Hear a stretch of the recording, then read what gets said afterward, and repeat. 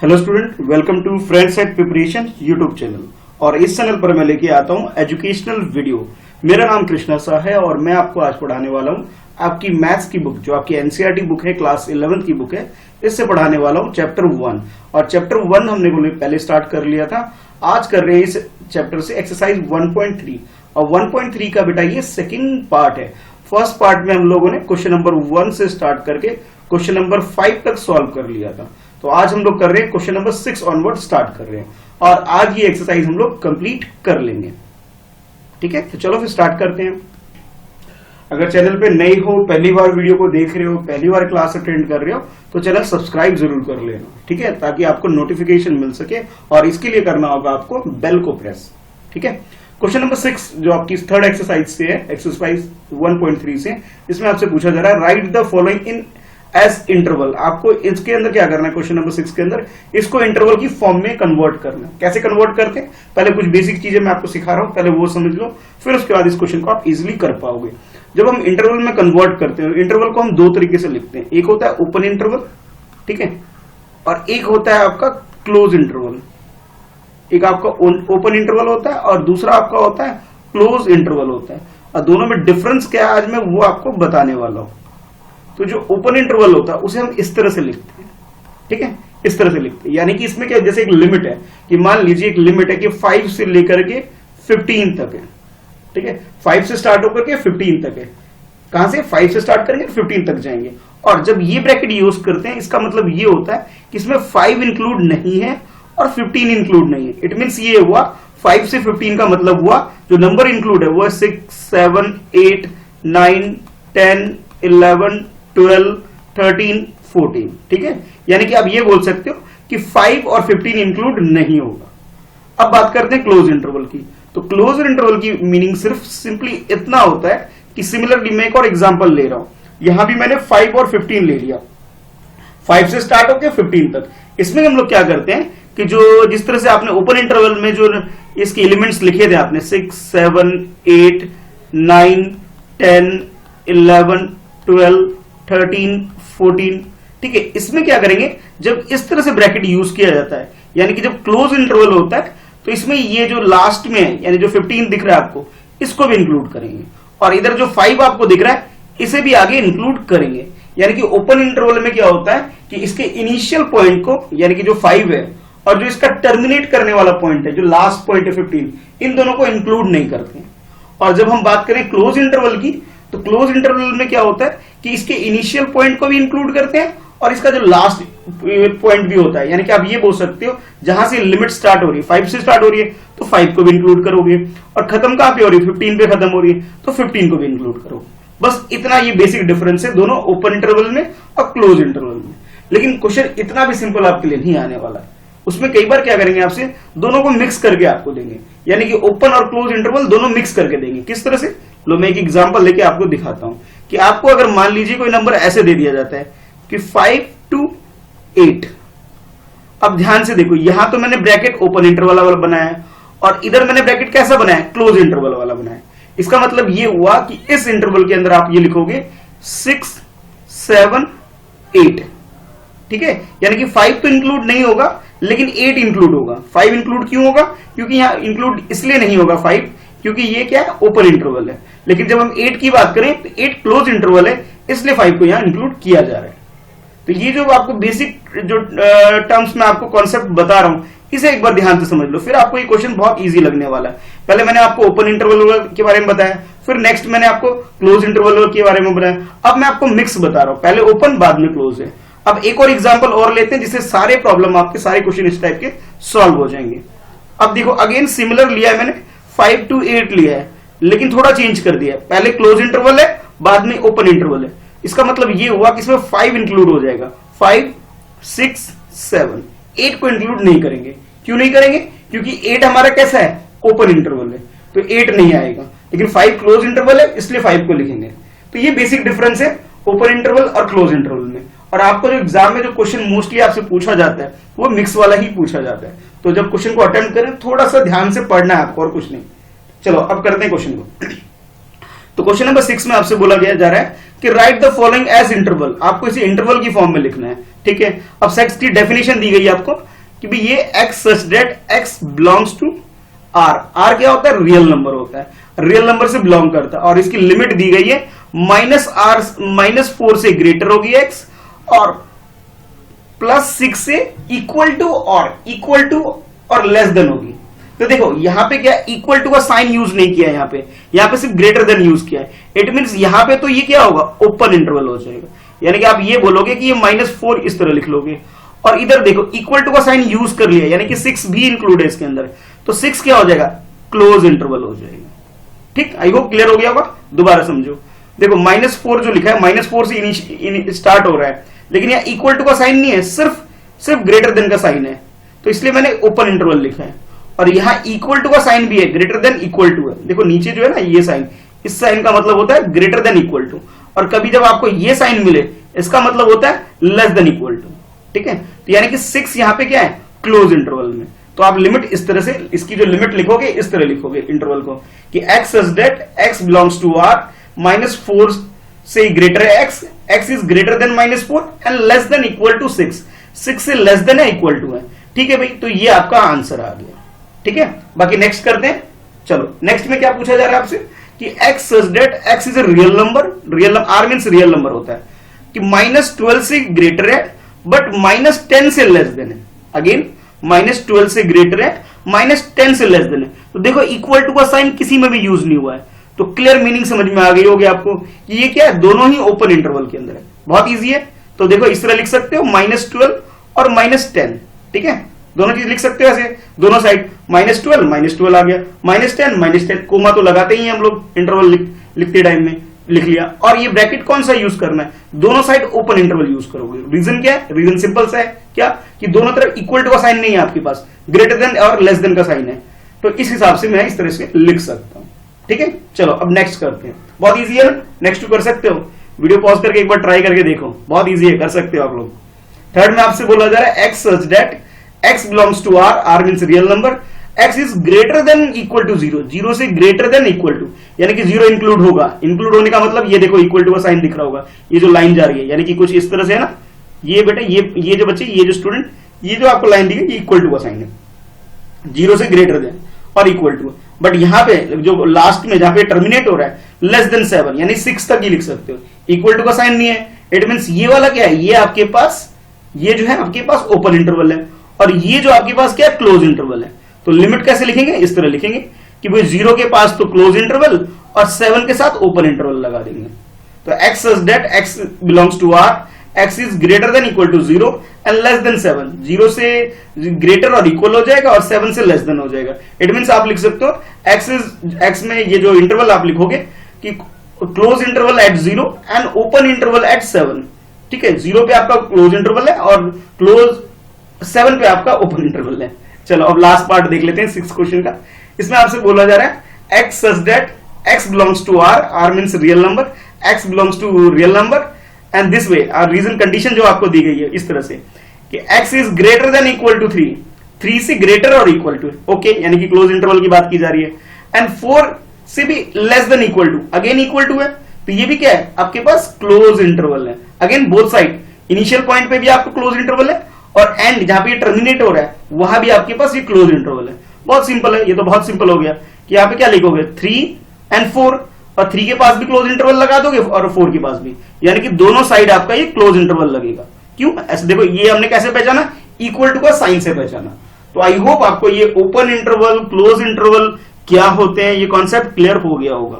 ठीक है, तो भाई अगर नहीं हुआ तो वीडियो पॉज करके दोबारा बैक जाके एक बार देख लेना।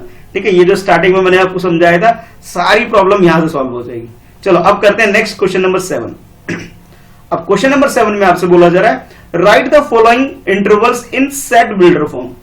अब सेट बिल्डर फॉर्म क्या है भाई, थोड़ा कमेंट करके बताओगे क्या?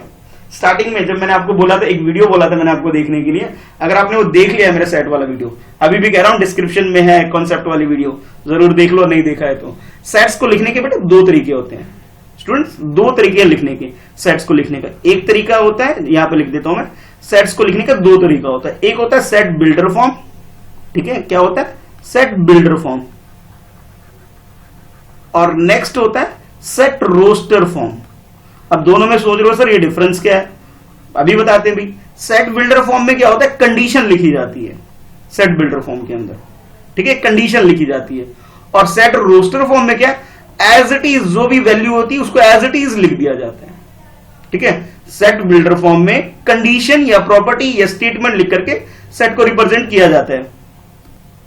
और बिल्डर फॉर्म में क्या करेंगे, कंडीशन लिख सकते हैं, कंडीशन के अलावा आप बोलो प्रॉपर्टीज लिख सकते हो प्रॉपर्टीज की फॉर्म में, या फिर मैं बोलूं कि डेफिनेशन की फॉर्म में लिख लो, डेफिनेशन की फॉर्म में। तो इस तरह से हम सेट बिल्डर फॉर्म में चीजों को लिखते हैं।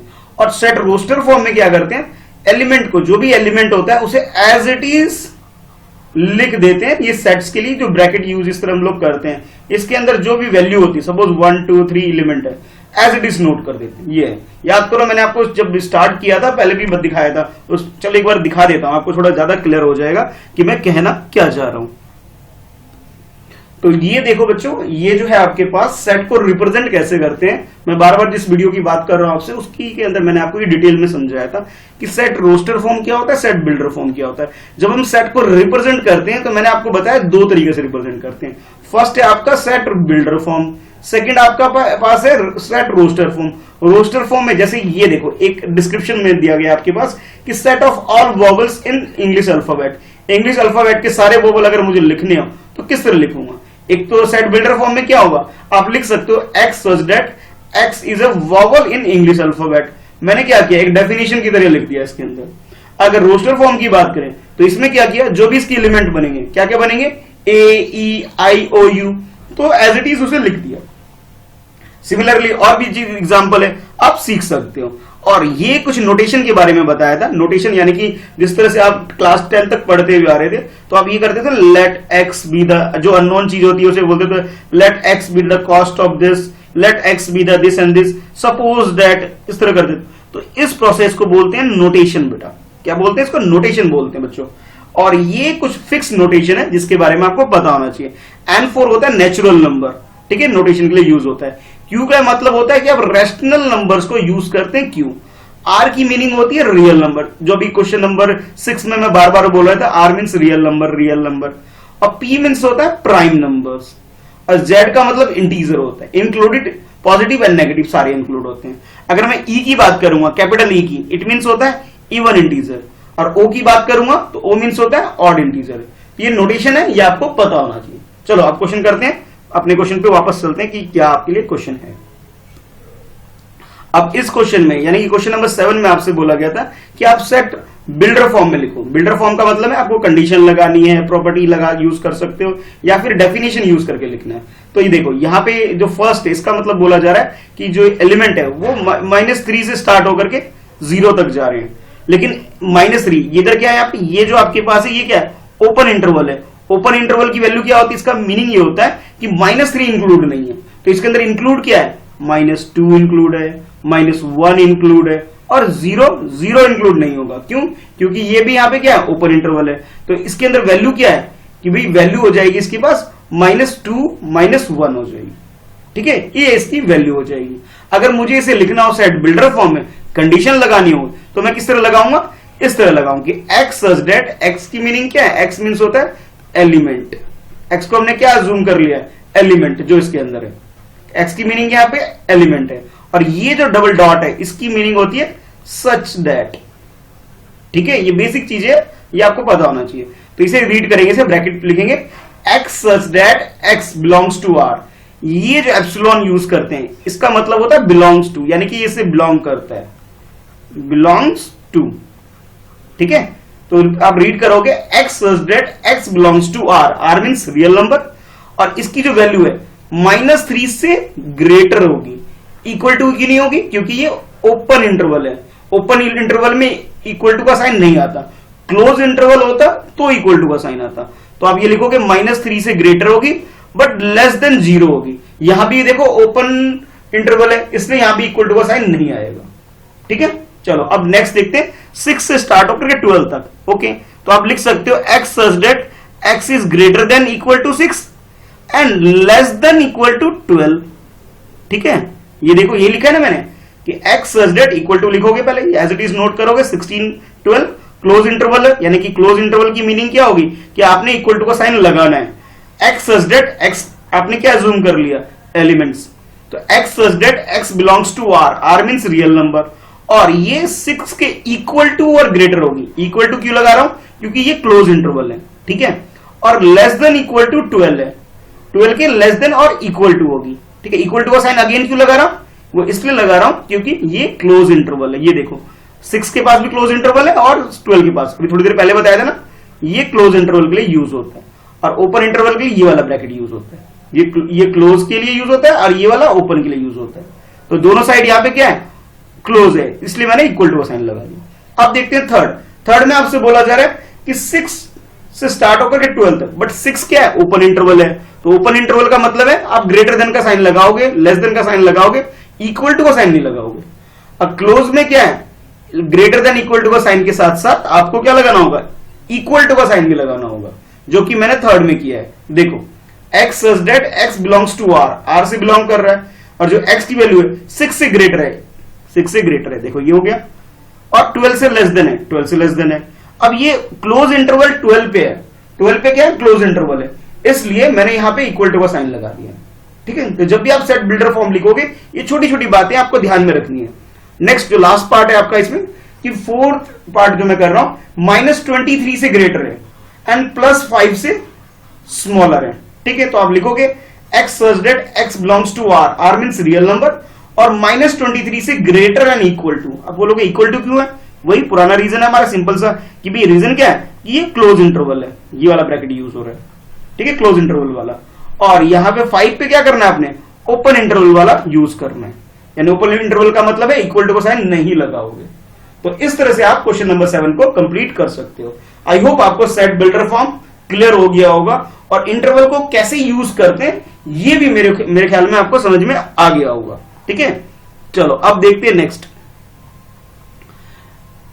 आपका क्वेश्चन नंबर 8 है, कि 8 में देखते हैं क्या पूछा जा रहा है। तो 8 में आपसे पूछा जा रहा है कि what universal set would you propose for each of the following. तो एक टर्म है इसके अंदर, यूनिवर्सल सेट। अगर आपने अभी तक वो वीडियो नहीं देखा है तो भाई प्रॉब्लम हो जाएगी ना, इसलिए बार बार मुझे बोलना पड़ता है कि भी उस सेट वाली कॉन्सेप्ट वाली वीडियो को जरूर देखो, जिसके अंदर आपसे बात की जा रही है यूनिवर्सल सेट की। अब यूनिवर्सल सेट को पहले समझते हैं ये होता क्या है, उसके बाद हम क्वेश्चन को सॉल्व कर पाएंगे। तो बच्चों यूनिवर्सल सेट को समझने के लिए मुझे ये डायग्राम आपको समझाना पड़ेगा कि भाई एक्चुअल में यूनिवर्सल सेट होता क्या है। तो आप ये बोल सकते हो, अगर डेफिनेशन की बात करें, universal set is the set which contain all the elements of other set, यानी कि जितने भी सेट होंगे सबके एलिमेंट कंटेन करेगा यूनिवर्सल सेट। फॉर एग्जाम्पल एक सेट है आपके पास ए, नेक्स्ट सेट है आपके पास बी, और नेक्स्ट सेट है आपके पास सी, इनके अंदर एलिमेंट है। चलो मैं यहां पे क्या कर लेता हूं, इसे ई एफ, इसको मैं मान लेता हूं सेट ए है आपके लिए, ये सेट आपके लिए बी है, और ये सेट है आपके पास सी है, ठीक है। ये 3 सेट हो गए आपके पास। तो ए सेट की जितनी वैल्यू उस सर्कल में आ गई, बी सेट की जो वैल्यू है इस सर्कल में आ गई, और सी सेट की जो वैल्यू होगी वो इस सर्कल में आ गई, तीनों सेट के अंदर आ गया। अच्छा अब यूनिवर्सल सेट समझो। यूनिवर्सल सेट में क्या होता है, जितने भी सेट है सब में जितने भी एलिमेंट है सबको किसी एक सेट के अंदर जब डाल देते हो, एक बड़े सेट के अंदर आप डाल देते हो, जैसे ये देखो, ये मैं कंप्लीट एक बड़ा सेट क्रिएट करता हूं, ठीक है, एक बड़ा सेट, और इस सेट का नाम दे देता हूं मैं एच, ठीक है। क्या नाम रख रहा हूं मैं, यू रख लेता हूं, चलो यू रखता हूं, ज्यादा बेटर है, यूनिवर्सल सेट के लिए यू यूज कर लेता हूं, जिसके अंदर क्या है, सेट ए के भी एलिमेंट 1 2 3 4 1 2 3 4, सेट बी के एलिमेंट यानी कि 3 4 5 6, और सेट सी के एलिमेंट यानी कि 6 7 8 सब आ जाएंगे, उसे बोला जाता है यूनिवर्सल सेट। यानी कि समझाने के लिए मैं आपको बताता हूं, आपके स्कूल में जितने भी बच्चे पढ़ते हैं, ठीक है, सारी क्लासेस की, वो तो हो गया आपका यूनिवर्सल सेट। आपका स्कूल क्या है, यूनिवर्सल सेट है, ठीक है। अगर मैं आपकी क्लास 11 की बात करूं तो 11 क्लास क्या है, उसमें से एक सेट है।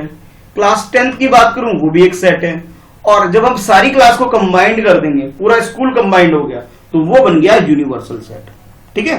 तो ये होता है यूनिवर्सल सेट का कॉन्सेप्ट। चलो अब करते हैं क्वेश्चन नंबर 8। तो क्वेश्चन नंबर 8 में आपसे बोला जा रहा था, what universal set would you propose for each of the following. इसके लिए आप यूनिवर्सल सेट क्या बनाओगे ये बताओ। तो फर्स्ट बोला जा रहा है set of right triangles. Right triangle क्या होता है पहले आपको ये पता होना चाहिए। राइट ट्राइंगल मींस होता है a triangle having a 90 degree angle is called right triangle, ठीक है। फिर नेक्स्ट है सेट ऑफ आइसोलेस ट्राइंगल, तो आइसोलेस ट्राइंगल का मतलब ये होता है a triangle having a two side equal, a triangle having a two side equal is called isosceles triangle. Suppose these two sides are equal in length, then we call it isosceles triangle. तो ये आपका क्या हो गया, isosceles triangle आपका ये हो गया। अगर मैं इसकी बात करूं तो ये क्या हो गया आपका, राइट एंगल ट्राइंगल हो गया, या फिर राइट ट्राइंगल भी बोल सकते हो। इसमें क्या है, एक एंगल आपका 90 डिग्री का होने वाला है, ठीक है। अच्छा, अब इसके लिए पूछा जा रहा है कि आपसे कि यूनिवर्सल सेट क्या बनाओगे, तो भाई यूनिवर्सल सेट के लिए आप लिखोगे जितने भी ट्राइंगल्स होंगे उन सबको कंबाइन कर दोगे, वो उसका यूनिवर्सल सेट होगा। तो आप ये लिख सकते हो इसका आंसर कि सेट ऑफ पॉलीगॉन्स। अब बोलोगे सर ये सेट ऑफ पॉलीगॉन्स क्या होता है, देखो ट्राइंगल भी क्या है, ट्राइंगल भी एक क्लोज फिगर है, ठीक है, क्वाड्रिलेटरल भी एक क्लोज फिगर है, क्वाड्रिलेटरल के अलावा जितने भी ऑक्टागन, हेक्सागन, ये सब के सब क्या है, क्लोज फिगर है। अब यानी कि आप ये बोलो कि combination of all close figure, जितने भी क्लोज फिगर होते हैं उसका अगर मैं कॉम्बिनेशन लूं, सबको कंबाइन कर दूं, तो वो हमारा यूनिवर्सल सेट होगा, ठीक है। और यूनिवर्सल सेट का मतलब होता है कि यहां पे क्या हो जाएगा कि सेट ऑफ पॉलीगन। अब पॉलीगन का मीनिंग ये होता है a diagram with having a many sides, यानी कि जितने भी आपके पास क्लोज फिगर है सब के सब क्या कहलाते हैं, पॉलीगन कहलाते हैं, ठीक है। तो उसका अगर एक सेट बना दिया जाएगा तो वो क्या होगा, पॉलीगन्स हो जाएगा। तो आप ये लिख सकते हो इसका answer among the sets right triangle and universal set of triangle, ठीक है। या फिर आप ये बोल सकते हो कि सेट ऑफ ऑल ट्राइंगल्स, या फिर कंप्लीट आप बोल सकते हो सबको मिला करके, रेक्टेंगल, ट्राइंगल, क्वाड्रिलेटरल सबको मिक्स कर दिया आपने, ये क्या हो गया पॉलीगन। यानी कि आप ये बोल सकते हो सेट ऑफ पॉलीगन्स, या फिर एक और आप क्या बना सकते हो यूनिवर्सल सेट कि सेट ऑफ, यहां देखो सेट ऑफ ट्राइंगल्स, जितने भी ट्राइंगल्स पॉसिबल है, types of triangle, 6 type of triangle होता है on the basis of sides की बेस पे 3 ट्राइंगल्स होते हैं। अगर मैं बात करूं on the basis of angle, तो एंगल की बेसिस पे भी कितने ट्राइंगल होते हैं, 3 होते हैं, तो टोटल 6 होते हैं, 6 में से 2 आपको दे दिए गए, तो ये 6 मिलाकर भी यूनिवर्सल सेट बन जाएगा, ठीक है। या फिर मैं यूं बोलूं कि जितने भी क्लोज फिगर है सबको कंबाइन कर दो, वो बन जाएगा आपका क्या बनेगा, वो सब के सब मिलकर के कंबाइंड होकर के बन जाएंगे आपके लिए यूनिवर्सल सेट। तो इस तरह आप इसका आंसर लिख सकते हो। तो फर्स्ट वाले राइट की अगर मैं बात करूं तो राइट ट्राइंगल के लिए आप बोल सकते हो, क्या बोल सकते हो, सेट ऑफ ट्राइंगल और सेट ऑफ पॉलीगन्स। अब सेकंड की बात करते हैं आइसोलेस ट्राइंगल की। तो आइसोलेस ट्राइंगल की ये तो जो फर्स्ट वाला था ये on the basis of angle पे था, कि एंगल पे, और ये किस पे बेसिस पे, on the basis of sides की बेसिस पे। मैंने बताया ना 3 साइड्स की बेसिस पे होता है, 3 एंगल की बेसिस पे ट्राइंगल हम डिवाइड करते हैं। अच्छा, सेकंड का आंसर आप लिख सकते हो among the set of isosceles triangle the universal set of triangle, या तो आप ये लिख सकते हो universal set of triangle similarly जैसे फर्स्ट में किया था, या फिर आप बोल सकते हो सेट ऑफ पॉलीगन्स, जितने भी डायग्राम होंगे पॉलीगन्स होंगे सबका एक सेट बना दो, ठीक है। या फिर आप बोल सकते हो सेट ऑफ 2 डायमेंशनल फिगर, ये भी बोल सकते हो 2 डायमेंशनल फिगर जिसमें क्लोज फिगर की बात की जा रही है। तो इस तरह से आप इसका आंसर लिख सकते हो। आई होप आपको क्लियर हो गया, दोनों का आंसर सेम ही होगा। क्या, सेट ऑफ पॉलीगन भी बोल सकते हो, सेट ऑफ ऑल ट्राइंगल्स बोल सकते हो, ठीक है। तो इस तरह से आप क्वेश्चन नंबर 8 का आंसर लिख सकते हो। बेसिकली इसके अंदर आपको जो समझना था वो समझना था यूनिवर्सल सेट क्या होता है। चलो अब करते हैं 9th क्वेश्चन, और ये इस एक्सरसाइज का लास्ट क्वेश्चन होने वाला है। क्या है क्वेश्चन, समझ लेते हैं। क्वेश्चन नंबर 9 में आपसे बोला जा रहा है गिवन द सेट ए, एक सेट ए गिवन है आपके पास, then you have given your set B and set C. These are the set A, set B and set C, और इसके एलिमेंट्स क्या क्या है, 1 3 5, बी सेट का एलिमेंट है 2 4 6 एंड सी सेट का एलिमेंट है 0 2 4 6 एंड 8। Okay, which of the following may be consider as universal set. अब यूनिवर्सल सेट इनमें से किसको कंसीडर करोगे, तो यूनिवर्सल सेट का मतलब क्या होता है, थोड़ी देर पहले बताया था मैंने आपको, बताओ भाई कमेंट करके।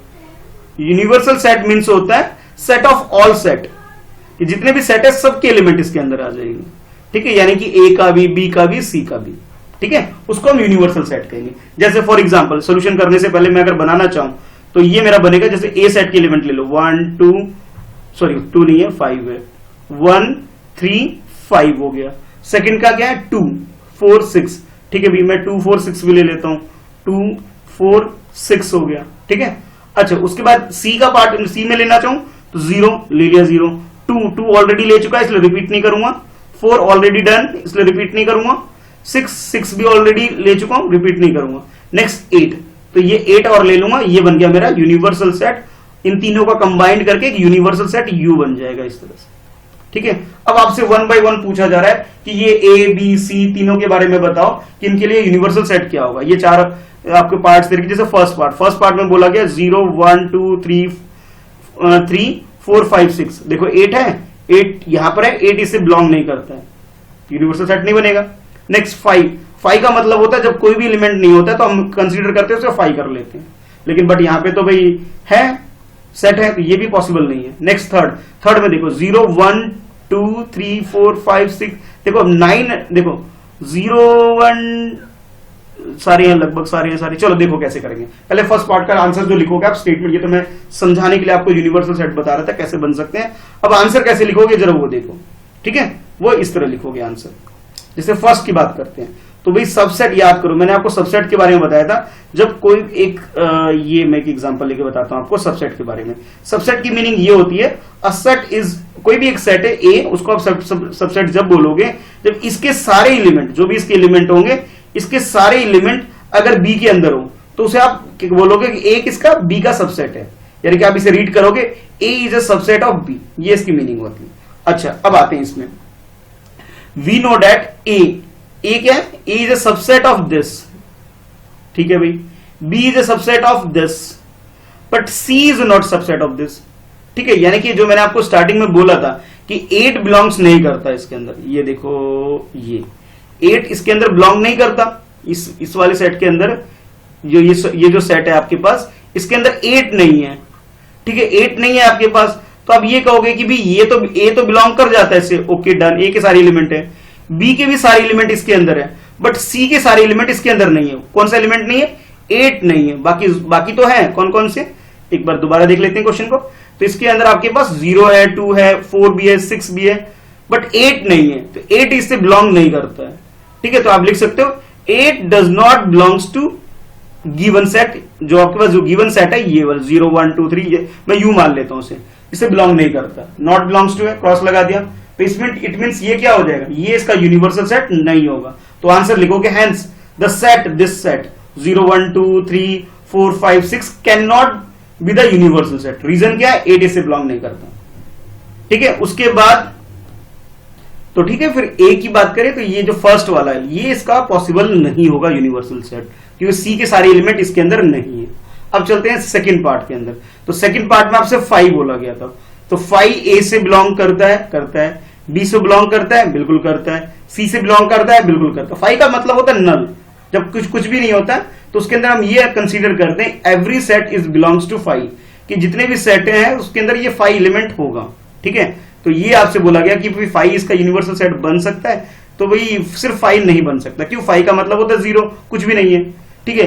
तो भाई अगर हम बात करें सेट ए की, ये सेट बी की या सेट सी की, इन तीनों में कुछ ना कुछ एलिमेंट हैं। क्या क्या एलिमेंट है ये आपको क्वेश्चन में गिवन है, ये देखो ए के अंदर भी कुछ एलिमेंट है, बी के भी एलिमेंट है और सी के भी एलिमेंट है। लेकिन 5 का मतलब क्या होता है, नल होता है, लेकिन नल तो भाई इसमें से किसी में भी नहीं है, सब में एलिमेंट है।